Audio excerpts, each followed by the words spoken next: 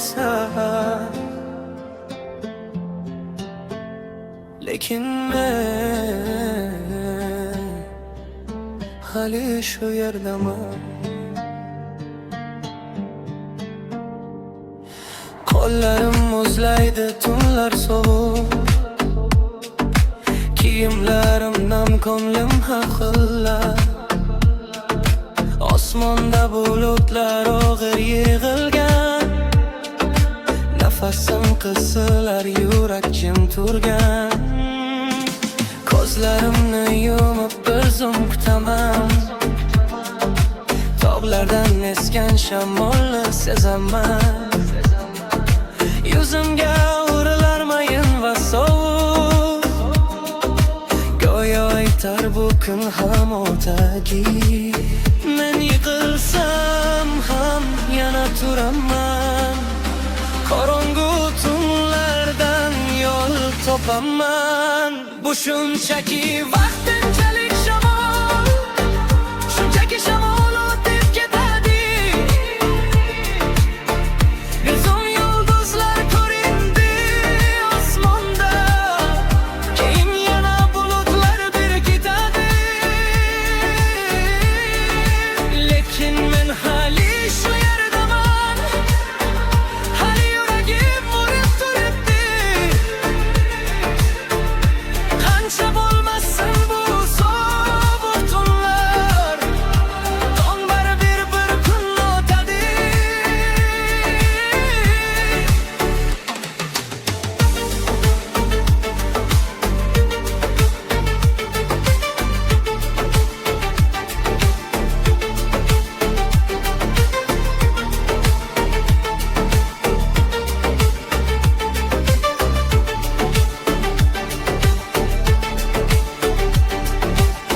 Qop-qora osmon bir zum ochildi,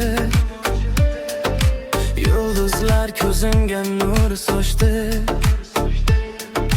Ko'ksim ichra yurak urishini men yana bir bor his qildim. Daraxtlar egilar kuchli shamolda, ammo ildizi qoladi tuproqda.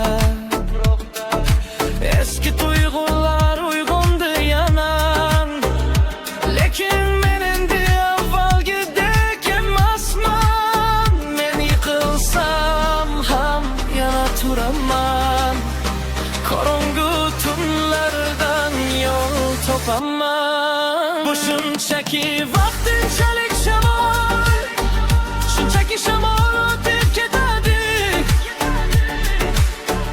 Bir zum yulduzlar ko'rindi osmonda, keyin yana bulutlar berkitadi.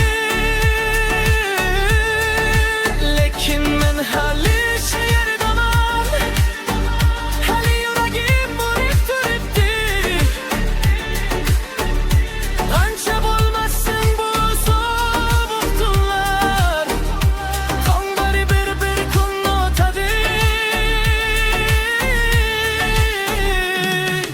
Bulutlar qaytsa ham qo'rqmayman, shamollar essa ham to'xsamayman. Osmon ortida quyosh borligini bugun o'z ko'zim bilan ko'rdim. Bu shunchaki vaqtinchalik shamol, shunchaki shamol o'tib ketadi. Hayotdagi barcha og'ir kunlar bir kun ortda qolib ketadi. Men hali shu yerdaman, hali nafas olyapman. Yuragim bor ekan ko'ksimda, men yana oldinga boraman.